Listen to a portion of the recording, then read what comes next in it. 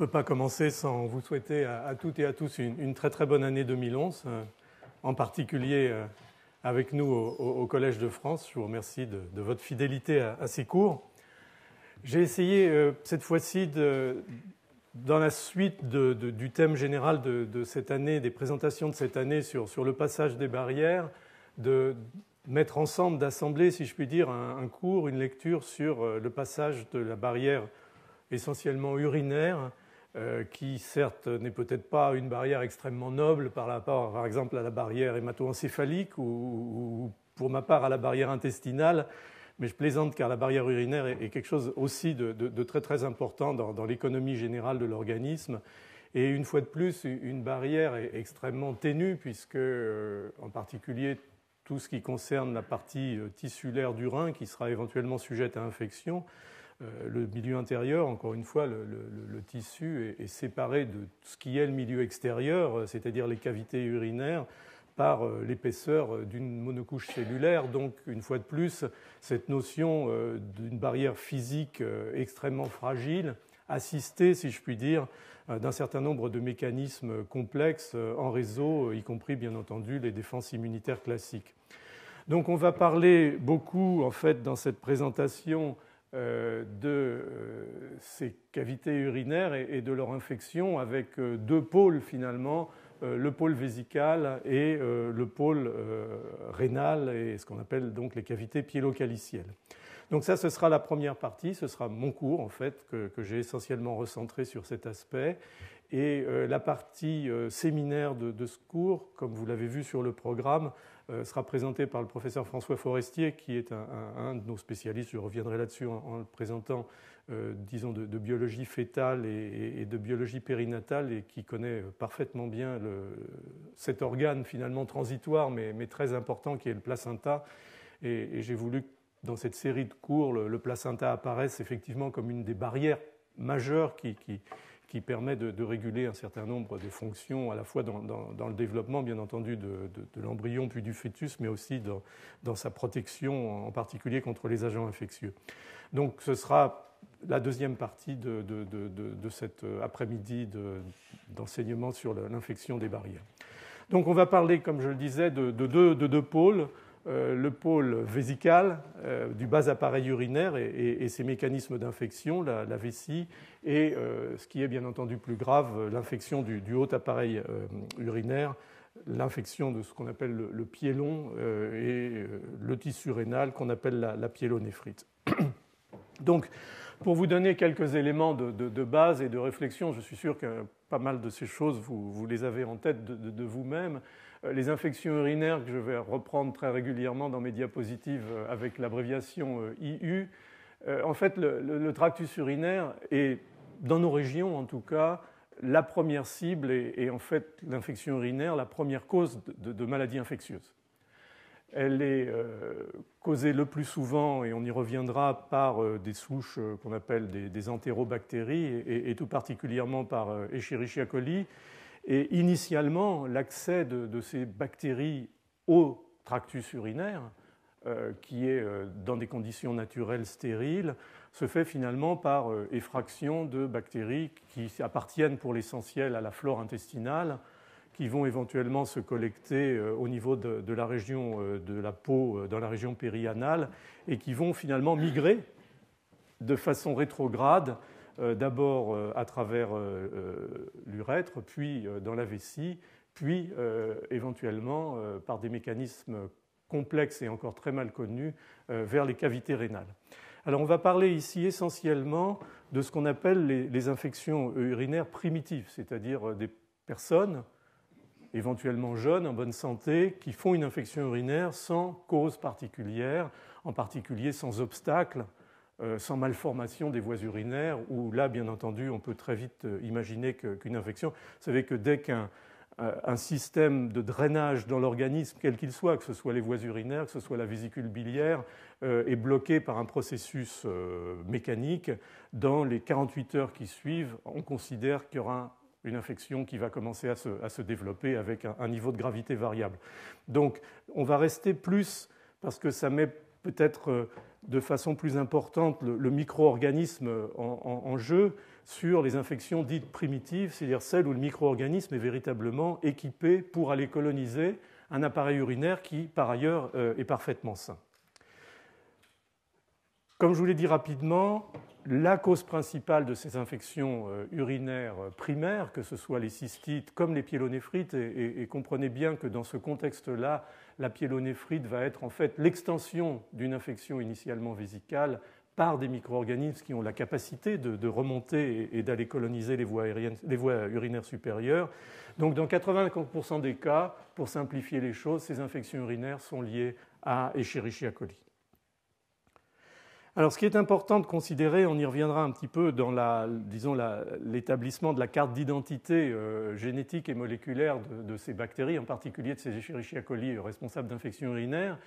c'est qu'on est, et j'y ai insisté plusieurs fois dans mes présentations, en particulier les années précédentes, dans un monde microbien qui est en permanente évolution, avec, bien sûr, sur des durées de temps extrêmement longues, l'acquisition de gènes codants pour des facteurs de virulence, regroupés éventuellement dans ce qu'on appelle des îlots de pathogénicité dans le génome de ces microbes, qui vont fournir des fonctions qui vont permettre, par leur addition à une bactérie, de réaliser, dans le cas qui nous intéresse ici, l'infection ultime, c'est-à-dire l'infection des cavités rénales hautes, la pyélonéphrite. Mais quand on regarde le spectre de micro-organismes, disons centrés sur Escherichia coli, qu'on peut isoler à un moment ou à un autre dans des situations d'infection ou de portage chronique de micro-organismes au niveau de l'appareil urinaire, on s'aperçoit que dans une situation qui est ce qu'on appelle les bactériuries asymptomatiques, c'est-à-dire des personnes qui, sans symptômes particuliers, lorsqu'on leur fait un examen d'urine, ont plus de 100 000 bactéries présentes, on va avoir des micro-organismes qui ont une signature finalement génétique et moléculaire de cette absence de capacité à remigrer vers le haut et causer cette infection au niveau rénal. Donc on a vraiment, comme on en a beaucoup parlé au niveau de la flore intestinale, très probablement dans le contexte urinaire, bien sûr de façon moins évidente et moins frappante, un certain nombre de micro-organismes qu'on peut considérer comme probablement des commensaux, en tout cas chez certains individus, des commensaux de l'arbre urinaire. Et tout ça a des signatures génétiques, et on y reviendra, mais ça vous montre d'emblée la notion de spectre et d'absence finalement d'un micro-organisme donné tout à fait caractéristique.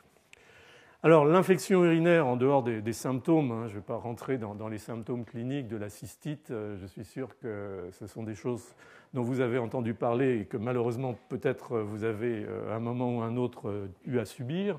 La pyélonéphrite, qui est encore une fois l'infection tissulaire du parenchyme rénal à partir des cavités pyéliques avec la fièvre, les douleurs.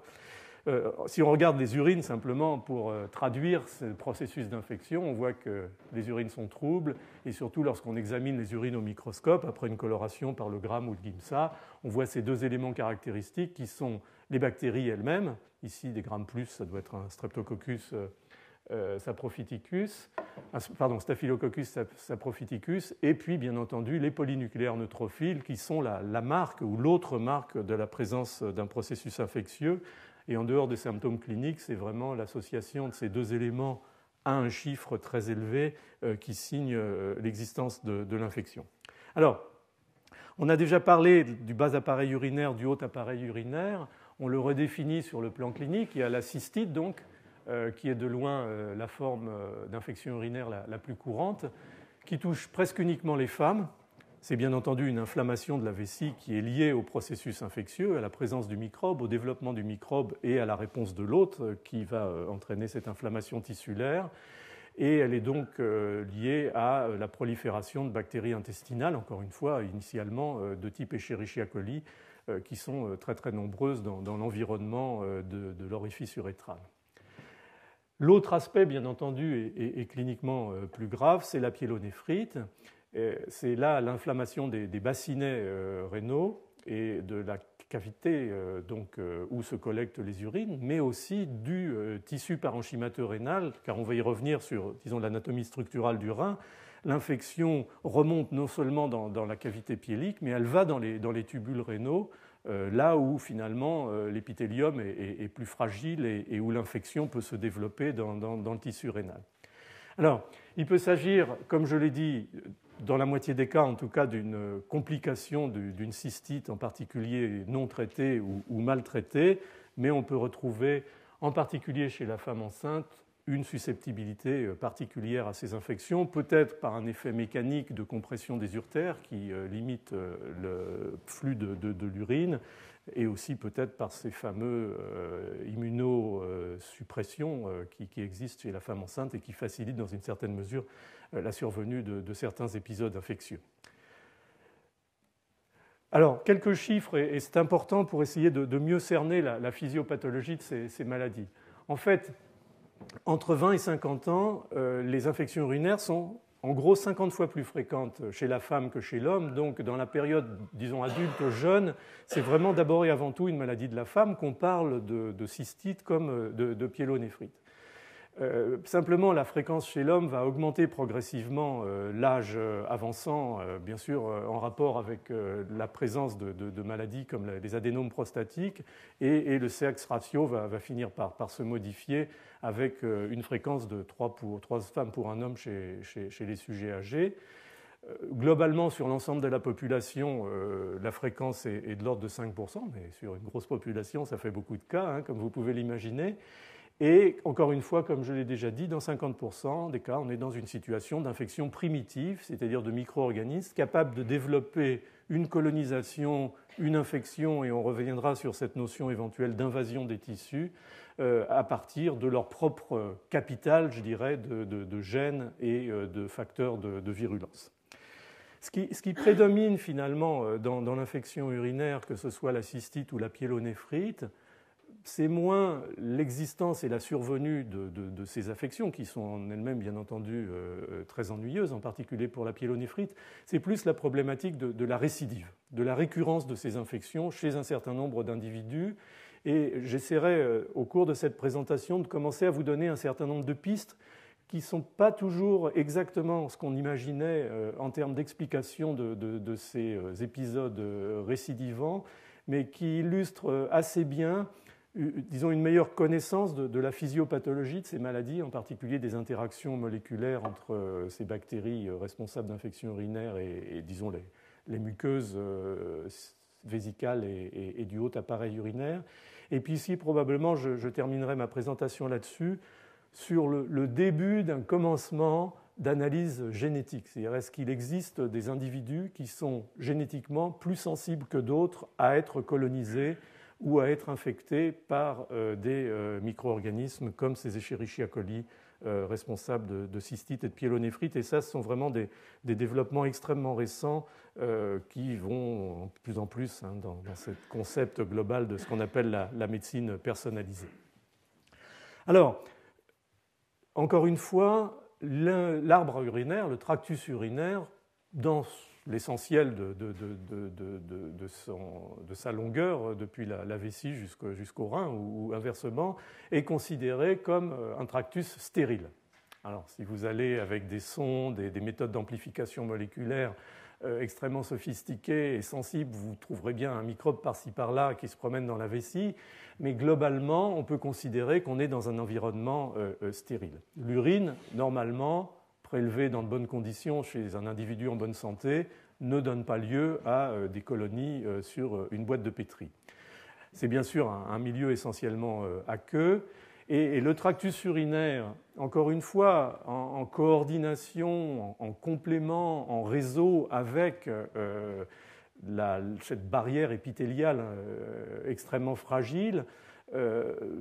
associe un certain nombre de facteurs qui vont protéger et maintenir cet état de stérilité. Il y a tout d'abord, bien entendu, le flux urinaire, c'est-à-dire l'évacuation permanente de ce liquide dans une seule direction qui empêche les reflux et l'entrée de micro-organismes. Il y a l'acidité de l'urine. Beaucoup de micro-organismes sont très sensibles à pH acide. On n'est pas là dans des pH aussi acides que celui de l'estomac, par exemple, qui assure une grosse partie de la stérilité relative de la cavité gastrique. Mais néanmoins, le pH inférieur à 5,5 inhibe au moins la croissance des bactéries et les met en position de fragilité vis-à-vis du système immunitaire. la forme des uretères et de la vessie avec des sphincters qui permet finalement de mettre des obstacles physiques, dynamiques à l'afflux rétrograde de l'urine depuis la cavité vésicale jusque vers les reins. Le système immunitaire, bien entendu, dont le rôle, je reviendrai un petit peu à la fin, est finalement relativement mal connu et mal étudié globalement dans les processus de mise en place de la résistance aux infections urinaires, avec en plus cette notion qui était très claire du temps où ces infections étaient relativement mal ou trop tardivement traitées, voire au temps où les antibiotiques n'existaient pas, d'infections du parenchyme rénal récidivante qui amènent, du fait de la résistance de l'hôte et de la réaction inflammatoire qui se met en place pour tuer les micro-organismes, à des destructions du parenchyme rénal progressif. C'est ce qu'on appelle les pyélonéphrite interstitielle chroniques et qui vont donner peu à peu lieu à une espèce de sclérose inflammatoire chronique du rein et à une destruction de ses capacités de filtration sanguine et donc à l'insuffisance rénale chronique. Donc, chez la femme, globalement, tous ces processus rentrent en ligne de compte. Chez l'homme, finalement, la présence de la prostate entre l'orifice de sortie de la vessie et l'urètre est un élément essentiel, probablement à la fois mécanique et immunologique du fait que les hommes sont en général plus résistants aux infections urinaires que les femmes, et les sécrétions prostatiques en particulier comportent des substances anti-infectieuses très très puissantes. Donc il y a là une différence anatomique qui probablement explique largement la différence de sexe ratio, encore une fois, chez les adultes jeunes. Alors, je l'ai dit, je le redis, donc une infection urinaire survient quand un micro-organisme, habituellement, encore une fois, une bactérie initialement provenant du tube digestif, pénètre dans l'urètre puis dans la vessie et s'y multiplie. L'infection est donc habituellement ascendante, en tout cas pour les formes d'infection dont on va parler ici, d'abord dans l'urètre, puis remontant en cystite, puis éventuellement jusqu'aux cavités piéliques rénales, pyélonéphrite et au parenchyme rénal. Et encore une fois, la plupart des infections sont liées à un type de microbe, qui est Escherichia coli, qu'on va appeler, dans les diapositives qui vont suivre, UPEC plutôt, excusez-moi, je reprends un peu la terminologie et l'acronyme anglo-saxon, qui est Uropathogenic E. coli. Donc, je vous parlerai du PEC, c'est le terme qu'on a gardé. Mais d'autres microbes peuvent être en cause dans ces infections urinaires, les Klebsiella, Enterobacter, Serratia, Citrobacter, Proteus, qui est d'ailleurs souvent associé, on ne sait pas très bien si c'est l'œuf ou la poule,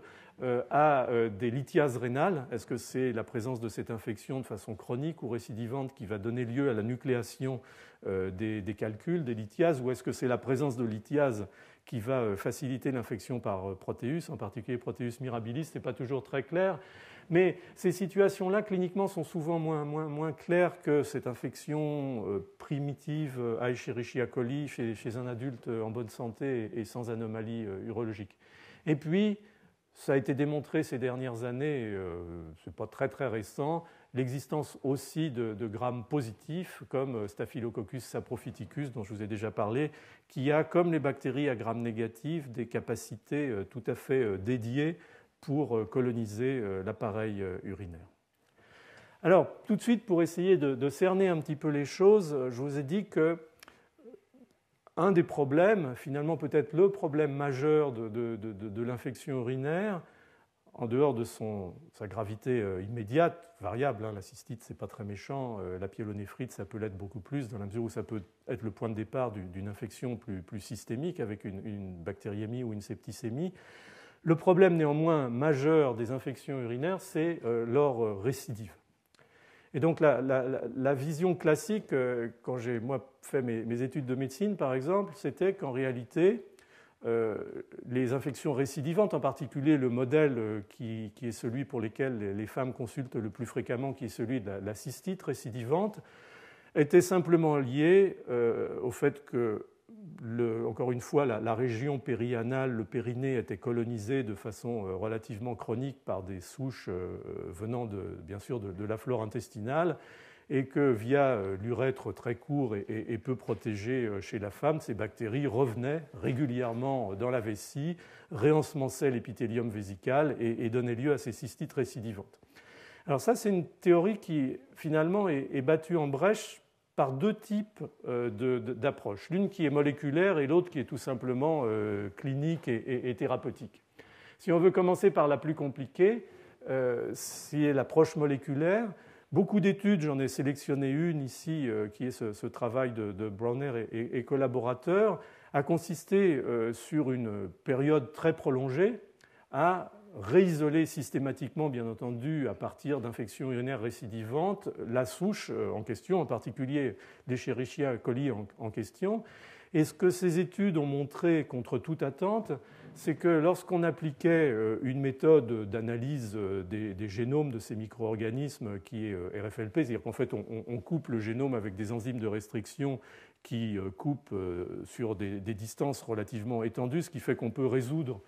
sur un gel l'ensemble du génome en quelques fragments. Et si les bactéries sont les mêmes, les fragments sont bien entendu les mêmes. Si les bactéries sont différentes, les fragments vont avoir tendance à être, pour leur ensemble ou pour une certaine partie d'entre eux, différents. Et ce que vous voyez qui est montré ici, il suffit de regarder pour s'apercevoir qu'en fait, ces souches isolées de ces individus de façon successive sont, par cette méthode, strictement identiques, dans l'immense majorité des cas. Ça veut dire quoi? Ça veut dire qu'il est fort peu probable qu'il s'agisse de micro-organismes qui sont réensemencés régulièrement à partir de la flore intestinale, car il y a dans la flore intestinale, même au niveau d'une seule espèce comme Escherichia coli, une diversité de souches absolument extraordinaire. Ça veut donc dire, et c'est quelque chose qui était initialement refusé par la collectivité, et c'est important parce que ça a des implications sur le plan de la prise en charge thérapeutique éventuelle, ça veut dire qu'en fait, les réinfections, en particulier les cystites récidivantes, sont probablement d'origine endogène, c'est-à-dire que ce sont des micro-organismes qui se cachent quelque part et qui vont ressortir de façon très régulière à partir de la paroi urinaire pour recauser une infection. Et je reviendrai là-dessus parce que ça s'analyse maintenant véritablement en termes moléculaires et cellulaires, en particulier dans des modèles expérimentaux. Et puis il y a eu des expériences très simples faites en particulier par des gynécologues ou des urologues impliqués dans la prise en charge de ces infections récidivantes qui ont consisté à prendre des personnes qui avaient ces infections urinaires récidivantes, à leur administrer ou à leur prescrire l'administration très très régulière de toilettes périnéales et d'antibiotiques locaux, et de montrer qu'en fait ces approches qui sont censées stériliser et nettoyer l'environnement périanal ou périnéal qui est la source ou qui était considéré comme la source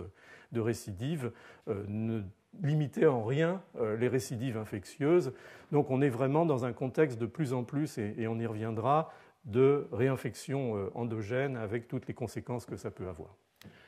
Alors, si on rentre un petit peu plus dans le vif du sujet, si je puis dire, je vous ai mis sur cette diapositive donc, ce qu'on peut considérer comme l'anatomie fonctionnelle des voies urinaires. C'est un peu, quelque part, une vision du champ de bataille où vont se dérouler ces infections. Bien entendu, les reins au niveau desquels s'effectue la filtration sanguine qui va donner lieu à la formation de l'urine. Je n'entrerai pas dans les processus de physiologie du rein qui sont plus ou moins essentiels, en tout cas dans la compréhension de ces processus infectieux, mais des milliers et des milliers de ce qu'on appelle des glomérules, qui sont ces zones très particulières. Le glomérule, c'est un objet anatomique absolument extraordinaire, où se fait finalement la filtration et la transformation donc, de ce filtrat en urine qui va être pris en compte par le tubule proximal, l'anse de Henle, le tubule distal, et venir se collecter ici dans ce collecteur dont la fusion va donner lieu à la formation du bassinet et à l'origine de l'urtère. Donc voilà le trafic naturel de l'urine. L'idée étant que les infections qui démarrent au niveau vésical vont être capables d'une manière ou d'une autre de remonter ce tractus au niveau de l'urtère. Et je vous dis tout de suite que la physiopathologie de la migration de ces micro-organismes sur l'épithélium urétéral, ça fait quand même une distance relativement importante et complètement inconnue à l'heure actuelle. C'est un sujet d'ailleurs de recherche qui pourrait être tout à fait passionnant, mais qui n'a pas l'air d'exciter les foules pour l'instant. En tout cas, le micro-organisme va remonter dans le tubule collecteur et c'est essentiellement à ce niveau-là, en réalité, du fait probablement de la diminution de vitesse de flux et de la petitesse de calibre que le processus infectieux va pouvoir se développer correctement en particulier sur l'ensemble finalement de l'appareil tubulaire rénal. Donc on est là un peu au cœur de ce que va être en particulier l'infection haute de l'appareil urinaire haut, en sachant que pour l'essentiel, cet organe anatomique là, qui est le tube de Henle va se retrouver essentiellement localisé au niveau de la médullaire, donc c'est plutôt au niveau de la médullaire rénale que la corticale que va se développer le processus infectieux. Alors voilà le glomérule, voilà où se fait la filtration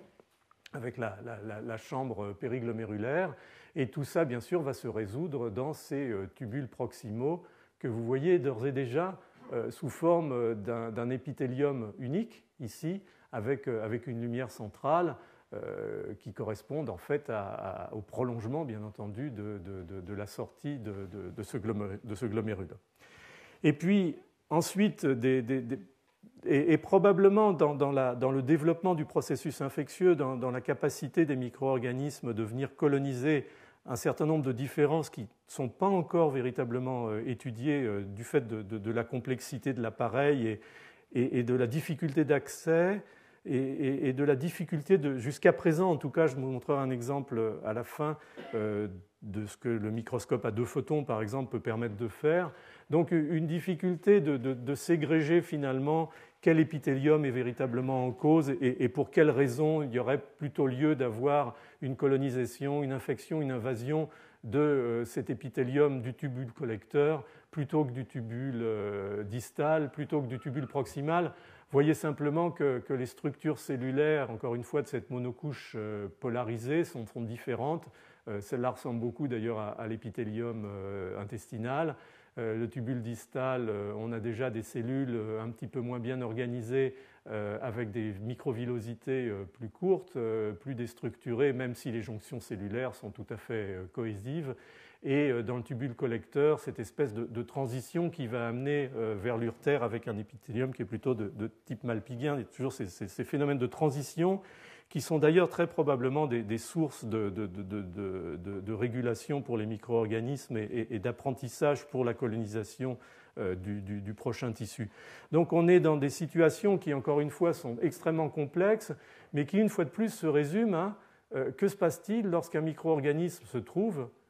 piégé, si l'on peut dire, à l'intérieur de la lumière d'un épithélium qui est un épithélium à une seule couche et en contact direct, immédiat, à travers cet épithélium monocellulaire avec l'organisme, le milieu intérieur,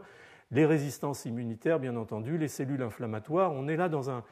un équilibre dynamique qui peut être extrêmement instable et qui explique finalement la fragilité de cette barrière lorsqu'un micro-organisme adapté pour faire ce trajet de remontée et pour coloniser est capable d'assurer l'ensemble de ces étapes. Alors ça, c'est simplement pour montrer un scanner, une image de scanner avec les éléments relativement caractéristiques de cette pyélonéphrite, finalement ce produit de contraste iodé qui diffuse beaucoup plus du fait des débuts de la destruction tissulaire, mais de façon moins intense que dans un rein qui ne serait pas soumis à ce processus infectieux, et puis éventuellement, de temps à autre, la mauvaise surprise à l'occasion de cette pyélonéphrite de voir un abcès du rein qui est déjà collecté, c'est-à-dire qu'à partir de ces ruptures éventuelles des tubules par le micro-organisme, un abcès va se former et va se développer dans le parenchyme rénal. Alors simplement, vous avez vu tout à l'heure, je reviens très rapidement, la structure et la beauté en fait du glomérule et de toute l'organisation tubulaire proximale, en tout cas autour de ce glomérule. Voilà ce qu'on observe à l'occasion d'une infection urinaire, d'une pyélonéphrite. Vous retrouvez votre glomérule ici, qui d'ailleurs est intact, car les micro-organismes n'accèdent pas jusqu'à cette zone, mais vous voyez que toute la zone extrêmement structurée, organisée, qui correspondait à ces tubules, est pour l'ensemble quasiment effacée par la présence de cette réaction inflammatoire qui est très très riche en polynucléaires neutrophiles, qui initialement infiltre, bien entendu, le tissu interstitiel médullaire, mais qui très rapidement traverse l'épithélium de ces tubules et va donner lieu pour les besoins de l'accessibilité aux micro-organismes, à une destruction assez sévère de ces tubules. Donc finalement, une maladie qui, histologiquement, est beaucoup plus impressionnante encore qu'on ne pourrait l'imaginer. Alors ça ressemble un peu aux images des Larousse médicaux de mon enfance, mais simplement pour introduire l'autre aspect de l'infection urinaire qui est celui de la cystite. Vous voyez ici une vessie en état physiologique, en tout cas pas très physiologique parce qu'elle est séparée de l'individu, mais elle n'est pas inflammatoire. Et vous voyez ici ce que peut donner une cystite un peu sévère lors de ces processus infectieux. Donc ça, c'est bien sûr la cavité vésicale. Mais ce que je voulais vous montrer ici, je dois dire que je suis retombé en admiration devant la nature. C'est peut-être un peu bizarre de le dire à l'occasion de la vessie, mais l'épithélium vésical est vraiment un épithélium absolument magnifique en termes d'évolution et de fonctionnalité. Parce que finalement, quelle est la logique de l'épithélium vésical? C'est d'être capable, à la fois bien entendu, de servir de barrière à l'urine, de manière à ce qu'elle reste contenue à l'intérieur de son volume, mais tout ce qui a été dit sur les caractéristiques de l'urine, en particulier sa composition chimique, son pH, la rendent néanmoins agressive pour un épithélium. Et donc cet épithélium vésical, il vit sous cette contrainte chimique de la présence de l'urine. Mais il vit aussi sous une contrainte mécanique, et je vous en parle parce que ça va avoir un rôle dans le développement de l'infection urinaire, de la cystite, des micro-organismes vont prendre un peu avantage de cette fonctionnalité pour pénétrer dans le système. C'est que la vessie se dilate et se contracte, bien entendu, en fonction de son état de réplétion par rapport à la quantité d'urine. Et l'épithélium doit en permanence,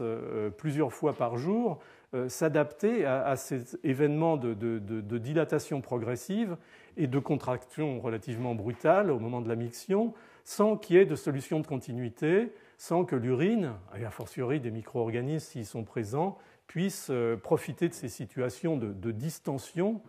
ou de rétention pour venir donner lieu à des lésions.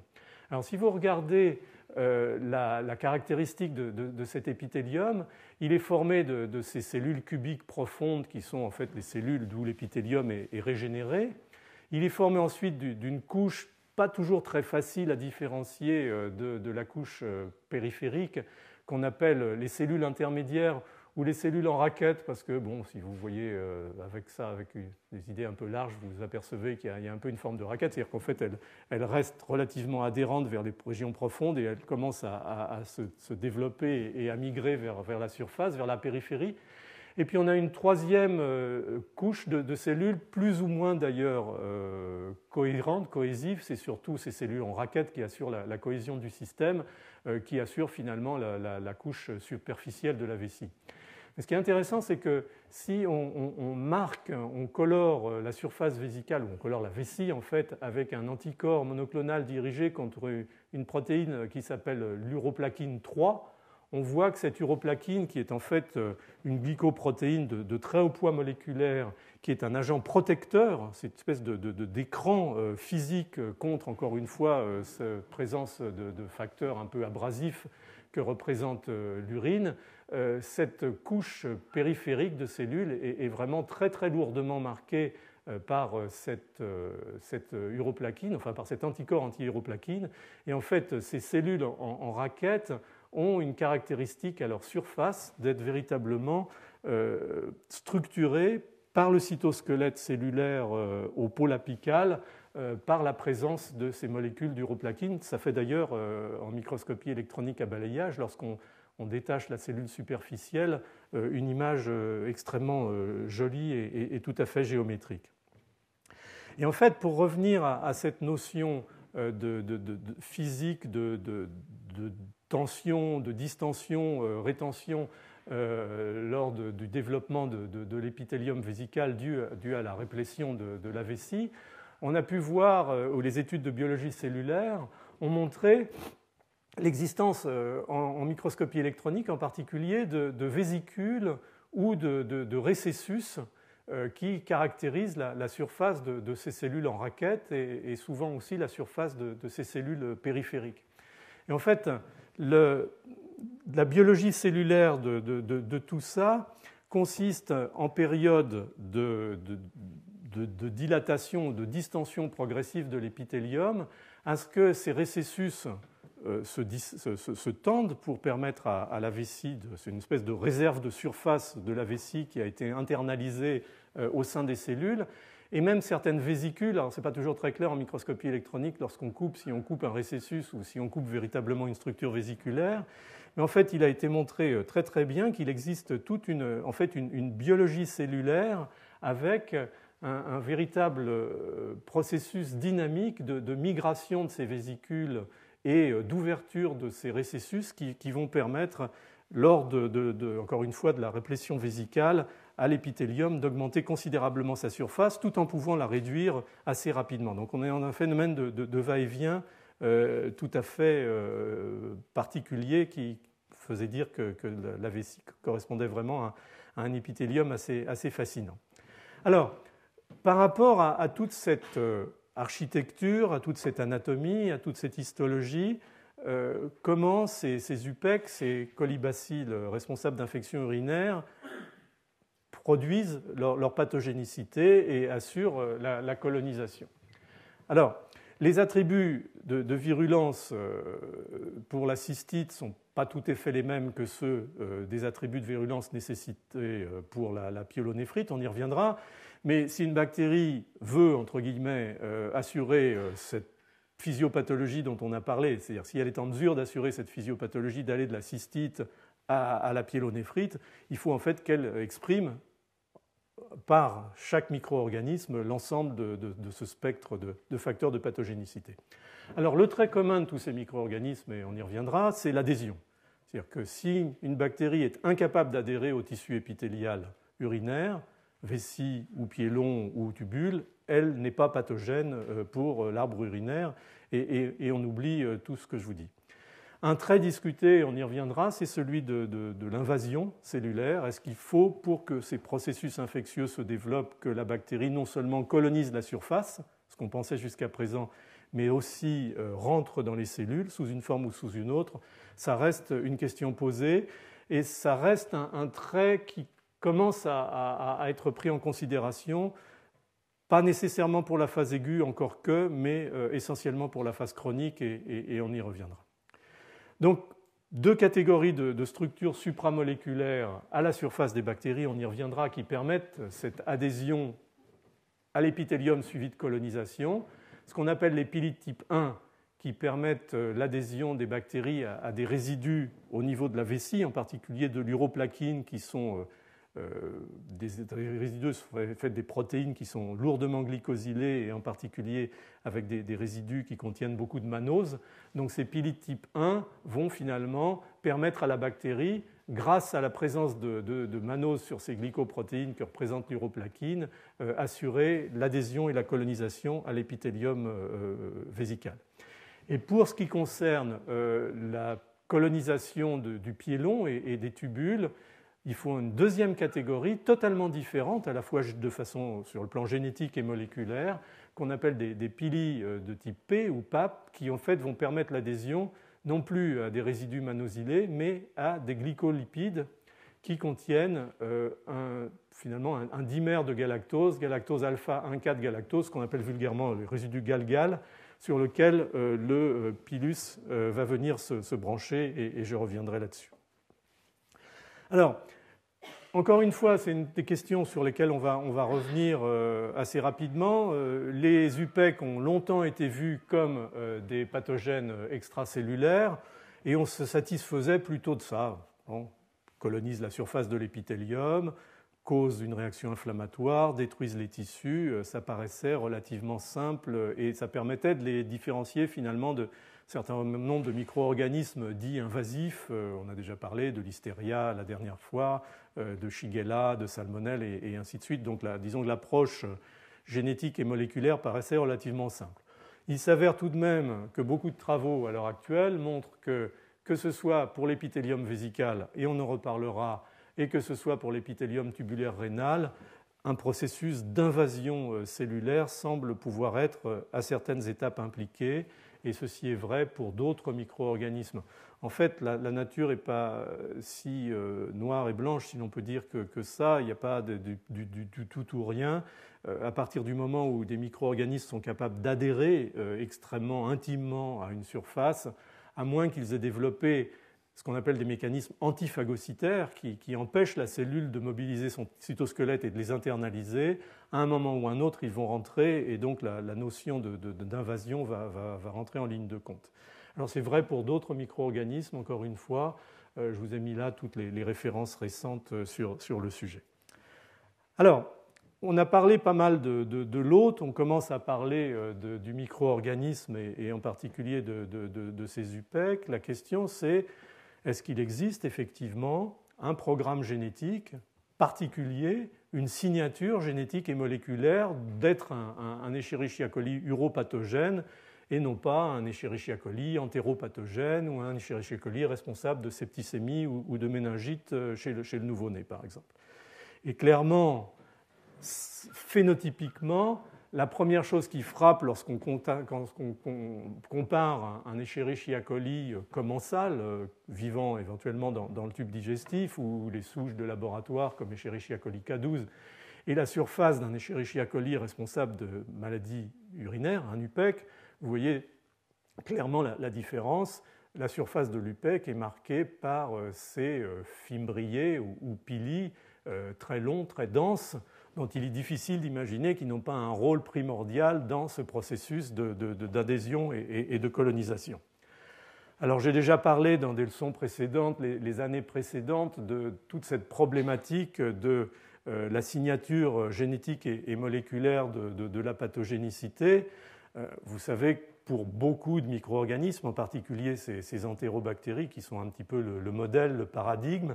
la pathogénicité s'est véritablement construite par l'acquisition successive de gènes ou de blocs de gènes qui vont faire qu'un micro-organisme, disons pour reprendre le terme, un Escherichia coli commensal aura un génome dont la taille est de l'ordre de 4,5-4,6 millions de paires de bases, mégabases, alors qu'à l'arrivée, le pathogène complet, avec tout son équipement génétique, va avoir un génome d'une taille d'environ 5,5-5,6 mégabases, c'est-à-dire 1 million de paires de bases supplémentaires qu'on va diviser finalement en blocs de gènes, en particulier en îlots de pathogénicité, qui sont responsables de fonctions intégrées. Par exemple, sur un îlot de pathogénicité, on va avoir la capacité de coder pour un système d'adhésion, de coder pour une hémolysine, de coder pour un système de captation du fer, et ainsi de suite. Donc on peut finalement retracer quasiment de façon génomique l'histoire naturelle de la composition de ces génomes, la transmission au cours de l'histoire naturelle de ces micro-organismes ayant été faite soit par des plasmides, soit plus largement probablement par des bactériophages. Donc une identité génétique qui s'est construite à coup, non pas de mutation ponctuelle, mais vraiment à coup d'apport de matériel génétique exogène intégré ensuite dans le génome et mis sous des systèmes de hiérarchie de régulation. Alors, quand on regarde les choses sous cet angle-là, on s'aperçoit que les Escherichia coli uropathogènes, les UPEC, en fait, ne sont qu'un des, ce qu'on appelle pathovars, d'une très longue liste d'Escherichia coli capables de donner soit des infections entériques, on appelle les Escherichia coli entéropathogènes, soit des infections qui sont des infections systémiques, en particulier des septicémies, des méningites néonatales. Donc c'est finalement, à partir d'un génome de base, une construction qui va permettre cette différenciation par rapport aux différents organes et la capacité, dans un cas de donner une infection digestive, dans un cas de donner une infection urinaire ou une infection systémique. Alors si on prend une espèce de stéréotype d'Escherichia coli responsable d'infection urinaire, quel est le kit minimum, finalement, pour parler de façon un peu triviale, nécessaire pour que ce micro-organisme soit capable d'assurer ces différentes étapes, c'est-à-dire coloniser la vessie, remonter le long des uretères, coloniser le pied long, les tubules, donner la pyélonéphrite. La première chose, et on va y revenir rapidement, c'est d'avoir des fimbriés ou des pili de type 1, c'est-à-dire ceux qui se fixent aux résidus mannose-ylés de l'uroplaquine dans la vessie, et ça, c'est indispensable. La deuxième, c'est d'avoir ces fameux pili de type P, PAP, qui vont permettre de se fixer au résidu galgal, qui est caractéristique des glycolipides de surface des cellules de l'épithélium tubulaire rénal. Il peut y avoir éventuellement d'autres facteurs, mais qui manifestement sont peut-être des résidus d'une autre vie de ces micro-organismes, mais qui n'ont pas de fonction particulière, sauf à causer des colonisations à distance si, à partir d'une pyélonéphrite, un micro-organisme va diffuser dans l'organisme. On a des hémolysines, j'y reviendrai, et d'autres toxines. Les hémolysines, qui sont des protéines qui forment des pores dans les membranes, en particulier dans les membranes, bien sûr, des cellules eucaryotes, vont éventuellement lyser les globules rouges, mais ce n'est pas tellement ça le problème. Le problème, c'est qu'elles sont capables de détruire au contact des cellules avec lesquelles le micro-organisme va rentrer en interaction, que ce soit par exemple les cellules épithéliales ou ultérieurement les cellules endothéliales lorsque l'invasion loco-régionale va se faire au niveau du parenchyme. Il y a une autre nécessité absolue pour ces bactéries, si elles veulent véritablement survivre dans des environnements qui sont assez exigeants en facteurs de croissance, c'est tout ce qui concerne la captation du fer. Vous savez que l'urine est très riche comme le tube digestif en une protéine qui est la lactoferrine, qui en fait capture les molécules de fer ferrique. Or, les molécules de fer ferrique sont essentielles aux bactéries pour leur métabolisme, en particulier pour leur respiration. Donc la bactérie doit rentrer en compétition et produire des molécules qui sont capables finalement de disputer à la lactoferrine ces molécules de fer ferrique. Et donc toutes ces familles de molécules ici, ce qu'on appelle l'entérobactine, l'aérobactine et autres, sont des molécules qui sont chargées, après sécrétion, d'aller capturer le fer et de le ramener pour l'économie du micro-organisme. Et puis il y a d'autres facteurs, en particulier l'antigène O, qui est, parlé plusieurs fois dans mes présentations du lipopolysaccharide, en fait ces chaînes de sucre qui s'additionnent et qui vont former une espèce de couche polyosidique à la surface de la bactérie qui la protège contre le complément, contre la phagocytose par les cellules comme les polynucléaires neutrophiles par exemple. Donc les bactéries qui ont des antigènes O très courts, pour ce qui concerne en tout cas Escherichia coli, sont des bactéries qui sont en très grand péril par rapport aux défenses de l'organisme. Donc un éventail en fait de facteurs de virulence qui ont tous leur logique à un moment ou à un autre de la progression du processus infectieux. Alors, ce qui est intéressant maintenant qu'on commence à avoir des approches génomiques de ces micro-organismes, et je vous ai parlé tout à l'heure de ces souches ABU, c'est-à-dire ces souches qui sont présentes mais sans symptômes, de façon asymptomatique dans la vessie. Quand on compare les génomes d'une souche de référence du PEG pathogène, vous voyez la taille du génome, 5,2 mégabases ici. Il a ce qu'on appelle un LPS smooth, c'est-à-dire les chaînes latérales sont très longues. Il a un gène et code pour une hémolysine A intacte. Il a des pili de type 1 dont l'ensemble de l'opéron est intact. Il a des pili de type PAP, P, dont l'ensemble de l'opéron est intact, et ainsi de suite. Et puis quand on commence à s'aventurer vers des souches qui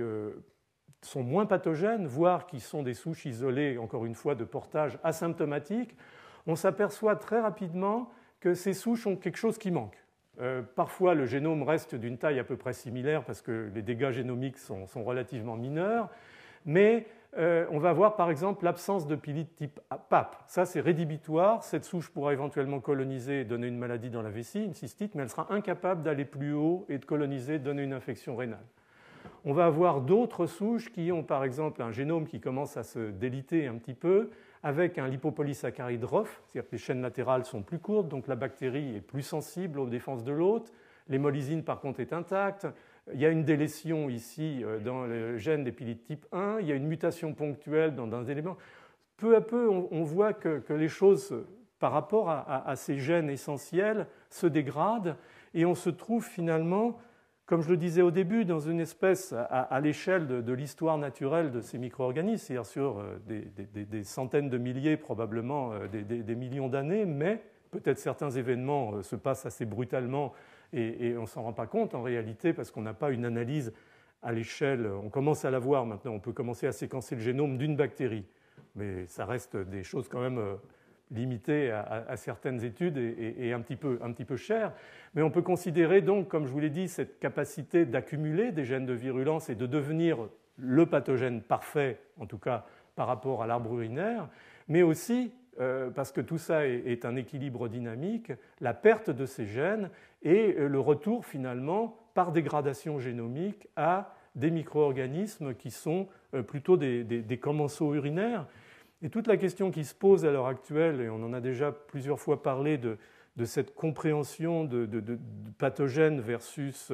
symbiontes versus commensaux, et finalement, quelle est la situation la plus bénéficiaire pour un micro-organisme? Est-ce que c'est d'être pathogène, agressif, de détruire les tissus de l'hôte et éventuellement d'essayer de s'y multiplier malgré les défenses immunitaires? Ou est-ce que c'est plutôt d'être ce qu'on appelle stealth pour les avions, c'est-à-dire à l'abri de l'écran radar, de pouvoir survivre dans un état de résistance relatif, mais sans agresser les surfaces et donc sans initier les défenses de l'hôte, ce qui amène à éventuellement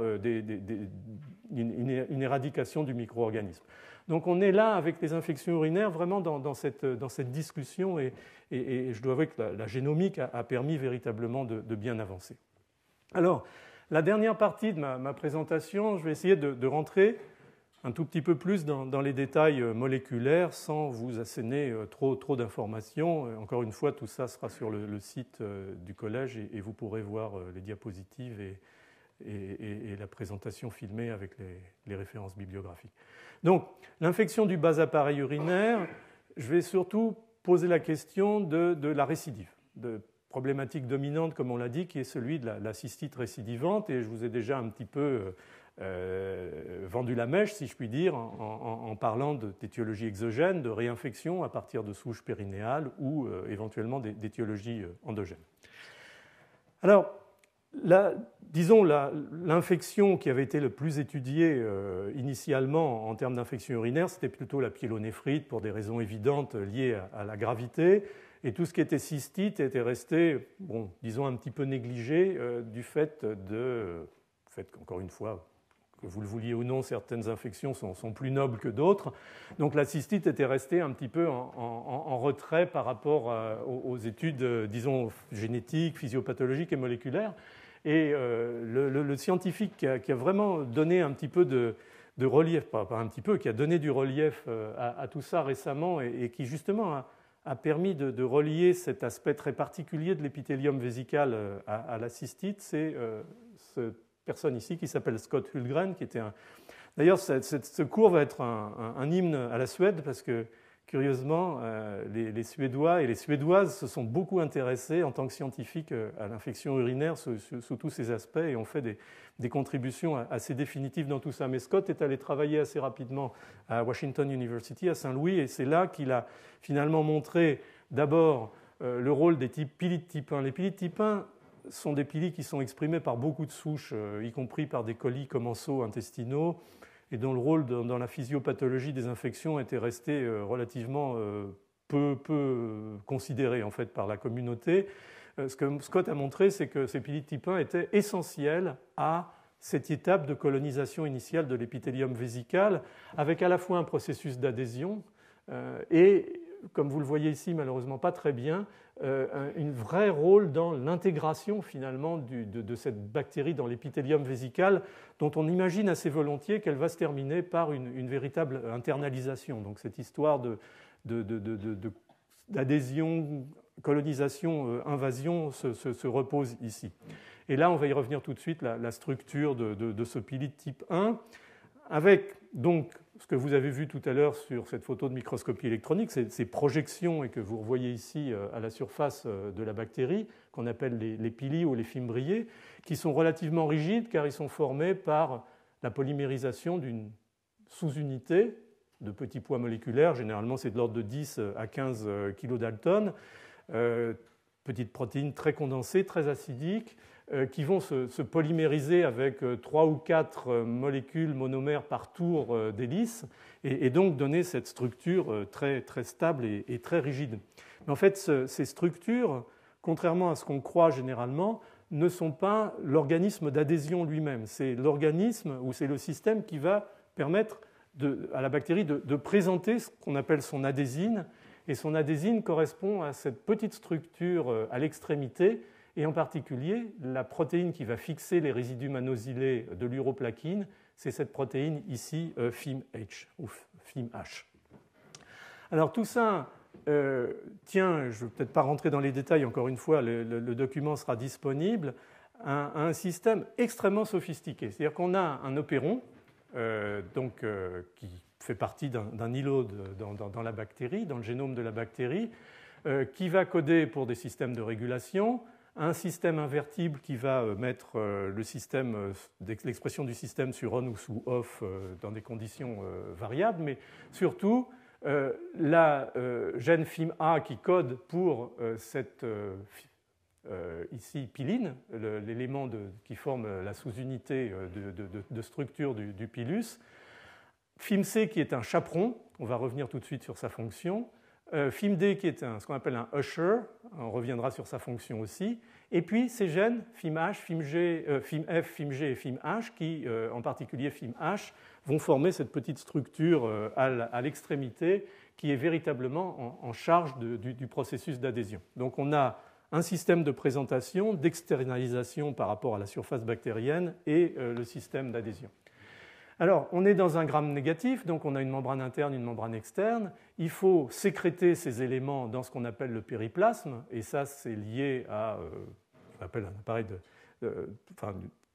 la présence de ce qu'on appelle un peptide signal qui permet à la molécule de s'intégrer dans la membrane interne et puis après clivage de se retrouver dans l'espace périplasmique. Mais ces molécules, dans leur structure, ça a été très bien montré en cristallographie maintenant, il leur manque du côté C-terminal un feuillet bêta qui fait qu'elle ne se replie pas correctement. Une protéine qui ne se replie pas, elle s'agrège et elle est détruite en particulier dans l'espace périplasmique où le nettoyage est fait très très rapidement.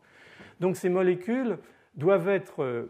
compensées dans leur handicap par ce qu'on appelle un chaperon, qui est le produit du gène FIMC ici, qui va leur apporter en fait l'équivalent de ce feuillet bêta, qui leur permet de se replier correctement dans l'espace périplasmique. Ce chaperon va les amener ici au niveau de ce qu'on appelle donc la molécule FIMD, qui s'appelle le usher. Alors, le usher, en anglais, c'est quand vous arrivez dans un restaurant, c'est le garçon qui vous amène à votre table. Donc là, le usher, c'est de l'humour américain, c'est la molécule qui va décider où va se former le pili, c'est-à-dire où elle va amener le système pour que se mette en place cette plateforme moléculaire sur laquelle va se faire la synthèse via FIMA de ce pilus. Donc dès que ces molécules en fait, sont passées à travers ce système ici qui s'appelle la sécrétine, on va avoir très rapidement probablement une perte de l'interaction avec le chaperon et les molécules vont finalement agir maintenant entre elles en se fournissant par l'extrémité N-terminale, va remplir le creux qui manque par l'absence du feuillet bêta. En fait, elles vont se structurer ensemble et se polymériser très rapidement. Et on va se retrouver avec, à l'extérieur de la bactérie, des centaines, voire des milliers, selon l'efficacité du système de régulation, de ces monomères qui vont se polymériser de façon non covalente et former la structure à partir de laquelle va pouvoir se faire en complément finalement la synthèse de ce fibril terminal sur lequel est fixée l'adésine. Donc, le résultat de tout ça, c'est que ces bactéries qui ont ces pilides type 1 sont capables d'interagir avec les résidus mannosylés de l'uroplaquine et de coloniser la surface de façon très intime, je vous en ai déjà parlé, de ces cellules de la périphérie ou de la surface de la vessie, et éventuellement, pour des raisons sur lesquelles je vais revenir tout de suite, s'établir à l'intérieur de ces cellules.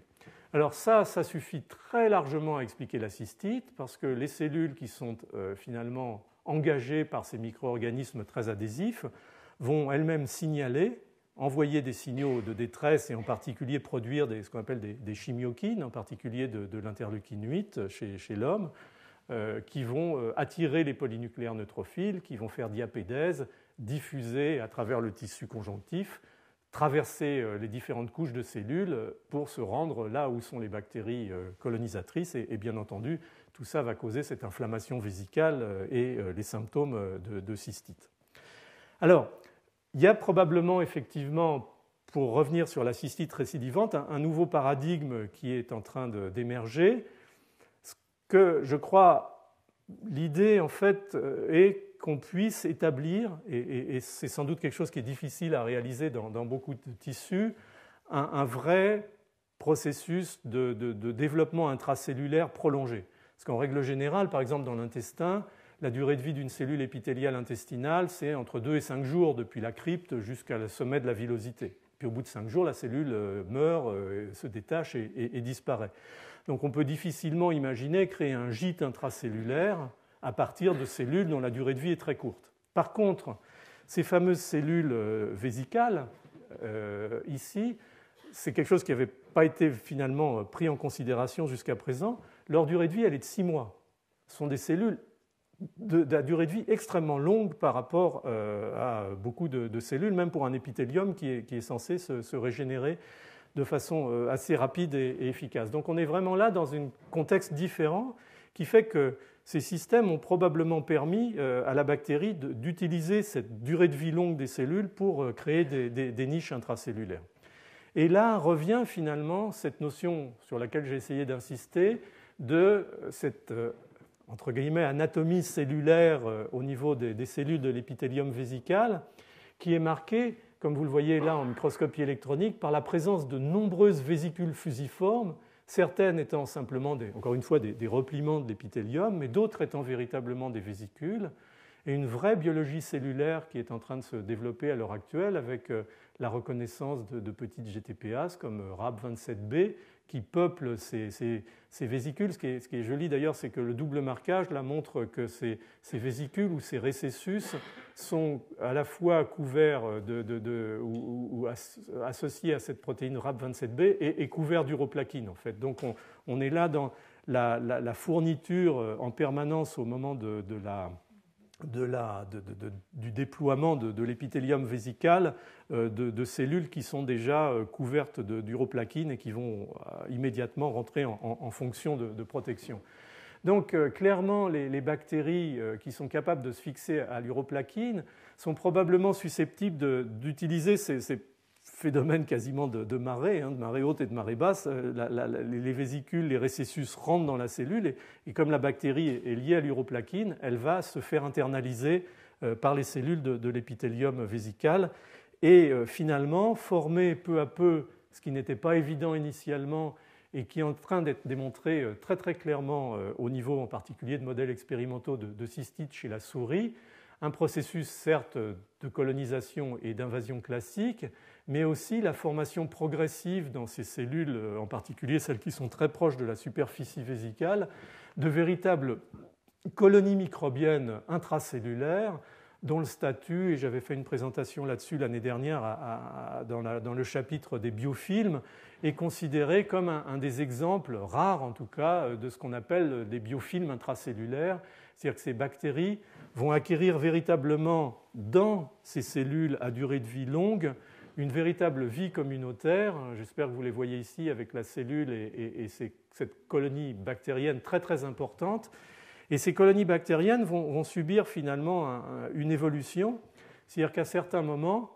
pour des raisons qui nous échappent encore, ce biofilm intracellulaire va se disloquer. Certaines de ces bactéries d'ailleurs vont affecter une forme très longue de filament, ce qui veut dire qu'elles ont du mal à... Elles se divisent, mais elles n'arrivent pas à assurer leur septation, ce qui montre probablement qu'elles sont dans une situation métabolique un petit peu précaire. Mais ces micro-organismes qui vont être libérés au moment de la dislocation de ce biofilm intracellulaire vont être probablement ceux qui vont réensemencer régulièrement les autres cellules saines et donner lieu à ces épisodes de récurrence dont je vous ai parlé. Alors il y a toute une biologie qui est en train de se développer à l'heure actuelle, auquel Scott participe et d'autres chercheurs, en particulier Matt Mulvey aux États-Unis, qui consiste à essayer de comprendre la biologie de ces biofilms intracellulaires. Récemment, il a été montré, je ne rentre pas du tout dans les détails, qu'une capsule polyosidique se formait à l'intérieur de ces poches dans lesquelles ces bactéries se développent dans l'épithélium vésical, et que cette capsule était essentielle à former cette espèce de matrice qui est l'élément substantielle et de cohérence de ces structures de biofilms. Et lorsque une mutation est introduite dans un des gènes essentiels à l'assemblage de cette capsule, vous voyez ici que la souche sauvage développe très très bien cette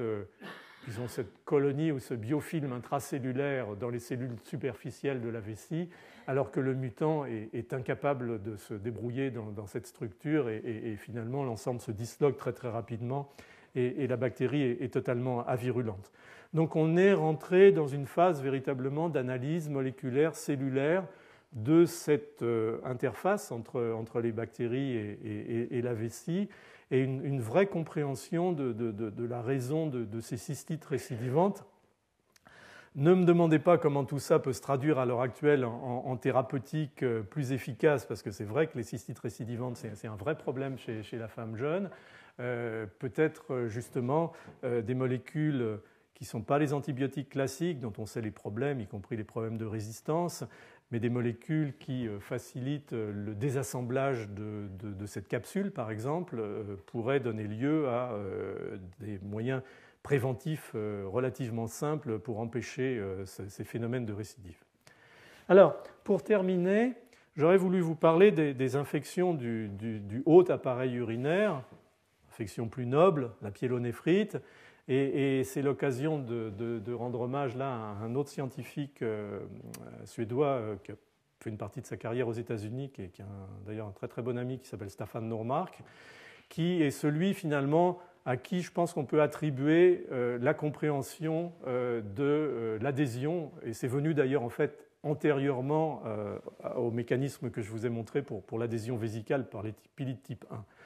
Donc, les questions posées, c'est bien sûr le problème de l'ascendance et de l'adhésion et colonisation au haut tractus urinaire, le problème de la rupture de la barrière épithéliale au niveau des tubules urinaires, bien entendu de l'inflammation et de la destruction. La problématique dominante aussi, encore une fois chez l'adulte et particulièrement chez la femme jeune, c'est la récidive de ces infections. Et est-ce qu'on peut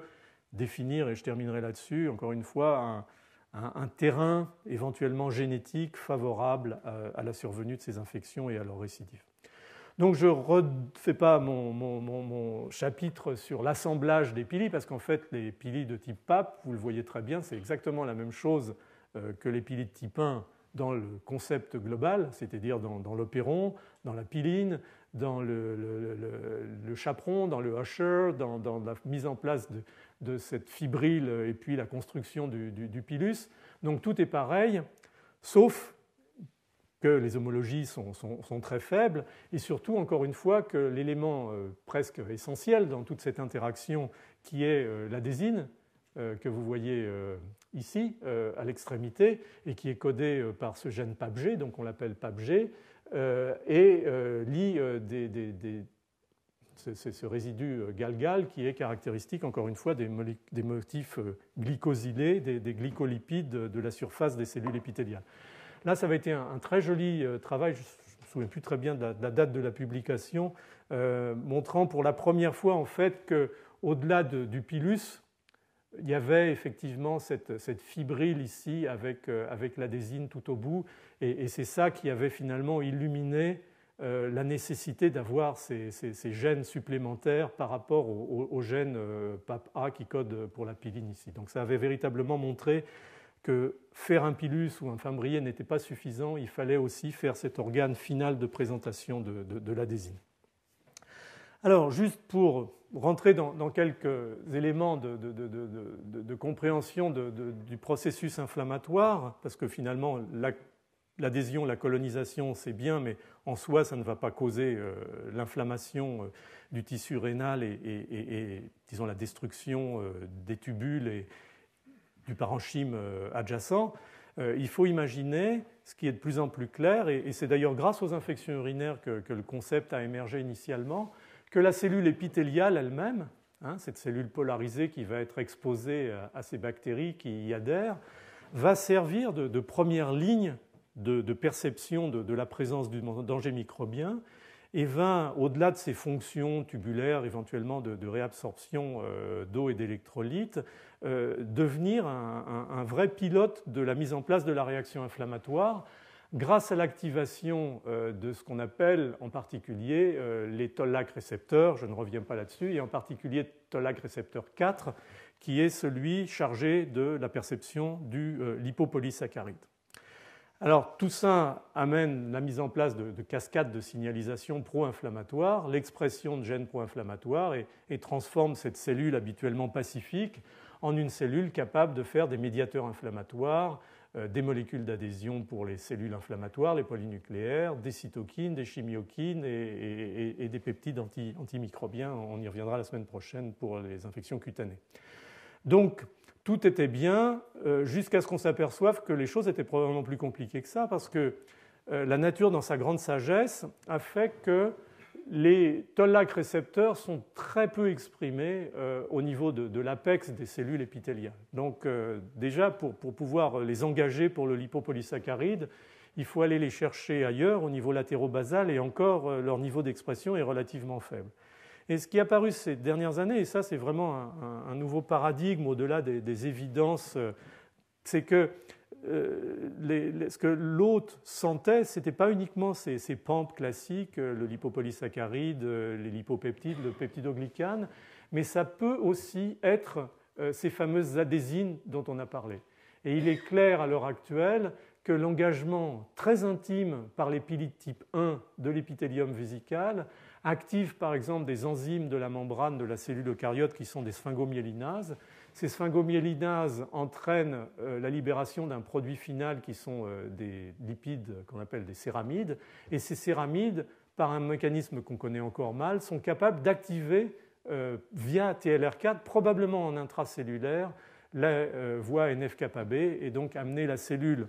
en dehors de la perception de lipopolysaccharide à l'activation des quelques toll-like récepteurs présents. Et on a des phénomènes à peu près similaires avec FIMH, par exemple, qui peut donner lieu au niveau, encore une fois, de l'épithélium urinaire à ce type d'activation par un mécanisme intermédiaire qui est encore très très mal connu. Donc on commence à voir, au-delà du paradigme classique de reconnaissance du lipopolysaccharide par TLR4, des vrais processus de signalisation alternatifs qui impliquent même éventuellement des processus de signalisation intracellulaire différents de ce qu'on imaginait jusqu'à présent, en particulier par l'accumulation d'AMP cyclique et d'activation du facteur transcriptionnel qui s'appelle CREB. Donc tout ça sera encore une fois dans ces diapositives. Sur le site, vous avez ensuite, bien entendu, j'ai parlé de production de chimiokines, cette chimiokine majeure chez l'homme pour l'alerte des épithéliums qui est l'interleukine 8, qui va amener au recrutement de ces polynucléaires qui vont venir, bien entendu, dans l'atmosphère péritubulaire, prendre en compte cette infection et traverser le tubule et au passage, bien entendu, détruire le tubule.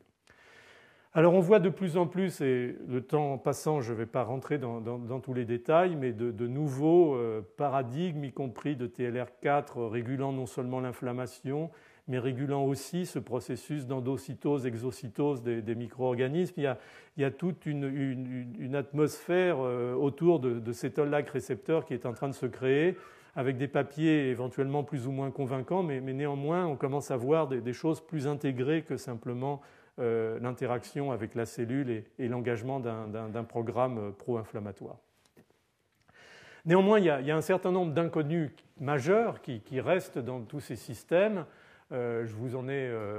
mis 3. Il y a les mécanismes moléculaires de l'infection ascendante de la vessie aux cavités piélo-calicielles. Ça, c'est un grand point d'interrogation. On peut quand même considérer que c'est un élément majeur dans la compréhension de tout ça.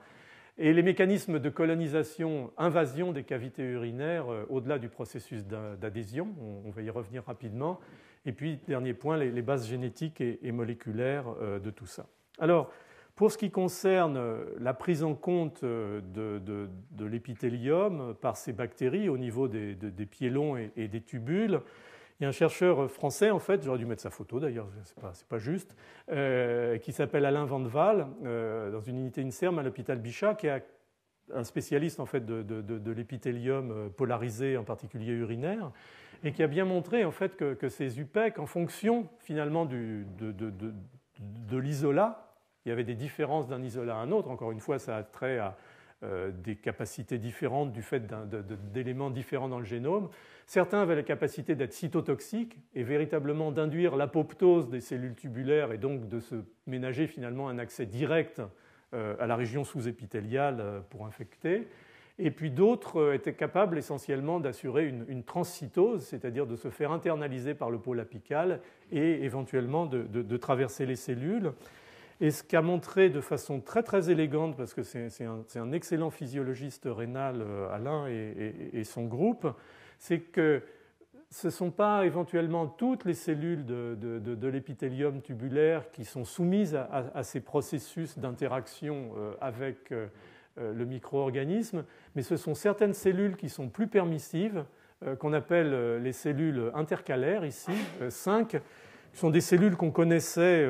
pour être... alors on les appelle aussi cellules noires parce qu'elles ont énormément de mitochondries et des granules très denses. C'est des cellules qui sont importantes dans la régulation de l'équilibre acido-basique au niveau tubulaire. Et il s'avère curieusement, pour des raisons qui ne sont pas encore très bien connues, que ces cellules sont la cible principale de colonisation et éventuellement de translocation microbienne, et l'un des premiers éléments, par la force des choses, qui va amener le déclenchement de la réaction inflammatoire.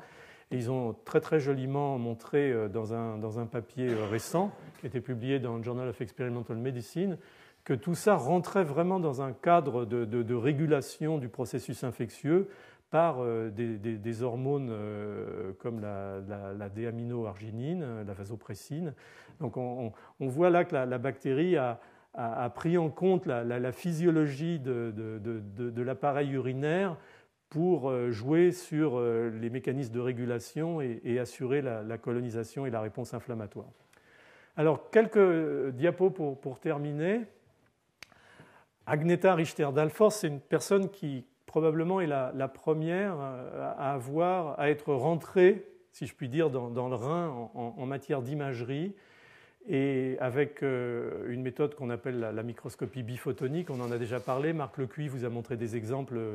lors de la dernière présentation de la force de cette analyse en imagerie, dans la mesure où elle vous donne vraiment une vision tridimensionnelle des processus avec une résolution très très importante. Donc ce qu'a fait Agneta, c'est vraiment de développer des systèmes où elle isole, enfin elle ouvre, elle fait une ouverture chez la souris sur le rein, et elle peut par micromanipulation injecter les micro-organismes directement dans le tubule collecteur et les envoyer finalement de façon rétrograde là où ils doivent naturellement dans l'infection se développer. Et elle a pu vraiment, dans 2 papiers publiés dans Cellular Microbiology, disséquer 2 processus importants. Le premier, c'est le rôle finalement du signaling induit par les bactéries amenant à en fait une ischémie, et que cette ischémie, c'est-à-dire cette perte d'oxygénation du tissu par formation de caillots dans la microcirculation rénale, va certes amener des lésions, mais va aussi permettre de circonscrire le développement du processus infectieux. Et elle a montré ça avec des méthodes d'imagerie très spectaculaires où on peut voir en particulier le rouge, en fait, c'est la circulation dans les vaisseaux avec du dextran de haut poids moléculaire fluorescent qui marque la microcirculation vasculaire. Le bleu, jaune, là, c'est la paroi finalement de l'épithélium, et le vert correspond aux bactéries. Et ce qu'elle a montré très joliment, c'est qu'en fait, on avait très rapidement, vous voyez, le rouge disparaît à cause de ce phénomène ischémique qui est largement lié à la réponse aux lipopolysaccharides des bactéries qui sont dans la lumière tubulaire, mais que malgré cela, il se forme des éléments de coagulation qui vont finalement boucher et empêcher, circonscrire les bactéries dans ce tissu infecté. Et ce qu'ils ont montré très joliment, c'est que si on traitait ces animaux avec de l'héparine, qui va bien sûr dissoudre ces caillots, vous voyez, ça c'est le nombre de bactéries qui apparaît dans les organes périphériques. On transforme cette maladie qui se localisait grâce à ces phénomènes de coagulation en une maladie systémique où l'animal est incapable de contrôler ce foyer infectieux local. Et c'est vraiment très important pour comprendre ce que je vous disais tout à l'heure à propos des possibles complications de la pyélonéphrite sous forme de bactériémie ou de septicémie. Elle a aussi montré récemment de façon très très élégante que finalement, bon, encore une fois en utilisant la microscopie biphotonique, qu'il existait une véritable rôle de l'hémolysine par rapport au simplement facteur d'adhésion. On savait en fait que les bactéries produisant une hémolysine étaient plus virulentes dans les infections expérimentales chez la souris, parce que finalement, quand on broyait les reins ou la vessie, on trouvait plus de bactéries. Enfin, ça restait quand même relativement rudimentaire. Ce que Agneta et son groupe ont pu montrer véritablement, c'est le rôle de cette hémolysine. Et en fait, ce que fait cette hémolysine, vous voyez là-haut l'infection, encore une fois, vous reconnaissez en rouge le vaisseau, en vert les bactéries et en bleu, en fait, je crois que c'est un marquage pour un élément de surface des tubules rénaux. Vous voyez que très rapidement, le rouge disparaît, ce qui veut dire qu'on a ce phénomène ischémique, et on voit ce phénomène de rupture avec la dissémination des bactéries, alors que lorsqu'une souche est hémolysine moins, ne produit pas cette HYA, vous voyez que la vascularisation persiste et le processus infectieux reste beaucoup plus circonscrit à l'intérieur des tubules qui sont beaucoup moins détruits. Donc c'est vraiment la vision par microscopie à 2 photons. Et je n'ai pas le temps de vous montrer de films, elle m'a envoyé 1 ou 2 films qui illustrent ça en temps réel. C'est vraiment la preuve par l'imagerie du rôle d'une molécule dont on anticipait qu'elle était importante. Et le dernier point, et je terminerai là-dessus avec mon amie Katrina Svanborg, c'est au-delà d'avoir montré un certain nombre de processus dont j'ai parlé jusqu'à présent, d'avoir véritablement été la première à réfléchir sur, dire, pas prendre des choses pour donner et considérer que pour les personnes qui avaient des infections urinaires récidivantes, ce n'était pas comme ça une fatalité, il y avait probablement un terrain génétique derrière tout ça. Et donc elle a à la fois combiné des études d'épidémiologie génétique chez l'homme dans des cohortes de patientes depuis l'adolescence jusqu'à l'âge adulte susceptibles ou sensibles à ces infections urinaires récidivantes, cystite et surtout pyélonéphrite, de façon à avoir des cas un peu forts et caricaturaux qui permettent généralement d'avancer plus rapidement dans les analyses tout génome. Et elle a pu montrer en fait que chez les enfants présentant une bactériurie asymptomatique ou chronique récidivante, on avait un plus faible niveau d'expression de toll-like récepteur 4, cette fois-ci pas sur le rein, sur l'épithélium rénal, mais sur les polynucléaires neutrophiles. Elle a pu montrer aussi sur une grande cohorte d'enfants atteints d'infections récidivantes du tractus urinaire, sans obstacle bien entendu, une faible expression de CXCR1. CXCR1, c'est le récepteur à l'interleukine 8 sur les cellules inflammatoires. Donc, soit ces gens, ces enfants ont un faible niveau d'expression, soit elle a pu montrer l'existence de polymorphismes au niveau des gènes, probablement corrélables assez rapidement à une baisse, non pas du niveau d'expression, mais de la fonction en tant que récepteur à l'IL8 de ce type de récepteur, et ainsi de suite. Donc elle est en train de développer peu à peu une approche qui va permettre, encore une fois, de circonscrire les éléments de risque et de commencer à comprendre pourquoi certains individus font une infection urinaire. Et cette approche de génétique humaine est de façon très élégante conjuguée à une approche expérimentale chez la souris,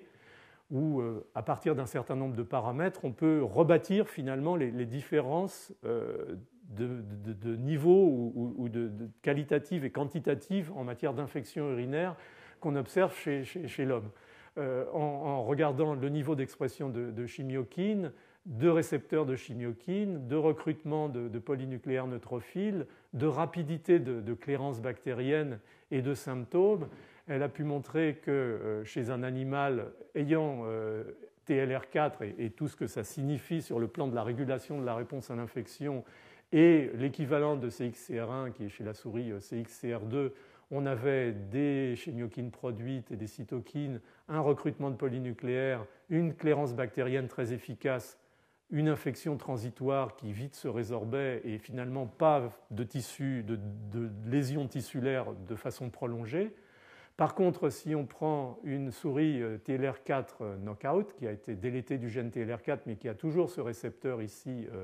pour l'équivalent de l'IL8, disons pour simplifier, on a peu de chimiokines produites, on n'a quasiment pas de recrutement des polynucléaires neutrophiles, la clairance bactérienne est retardée et on se retrouve avec des individus souris qui ont un portage chronique des micro-organismes.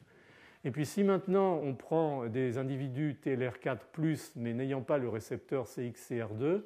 on a ce que vous voyez ici comme profil de cytokine, c'est-à-dire un profil inversé, une clearance bactérienne très lente, des symptômes qui sont retardés et surtout la survenue d'une pyélonéphrite aiguë et surtout d'un élément de chronicité du fait de l'incapacité de réguler la clairance bactérienne, donc l'accumulation de PAMP, de lipopolysaccharides, de peptidoglycanes dans le tissu qui fait que l'inflammation va se maintenir de façon prolongée. Donc il y a un vrai début de conjonction de données de génétique épidémiologique chez l'homme et de modèles expérimentaux chez la souris qui ont permis de clairement faire émerger des phénotypes différents et qui correspondent à des conséquences différentes du processus infectieux qui permettent maintenant de penser qu'on va amener encore une fois de plus un vrai paramètre de compréhension supplémentaire à ces infections et encore une fois à ce qui est l'élément prédominant dans ces infections urinaires et dans ces processus de rupture de la barrière urinaire, à la fois cystite, enfin vésicale et pyélo-rénale, qui sont les événements de récidive et éventuellement le passage ultérieur à la chronicité. Donc je vais arrêter là, parce que je pense que vous avez probablement dit tout ce que je pouvais vous dire sur les infections urinaires. J'espère que le message sera passé sur les nouveautés en matière de compréhension des processus de récidive. Et donc, si vous avez des questions, elles sont les bienvenues. On se donnera quelques minutes de break pour parler franglais. Et puis, je donnerai la parole à François Forestier pour la présentation sur le placenta.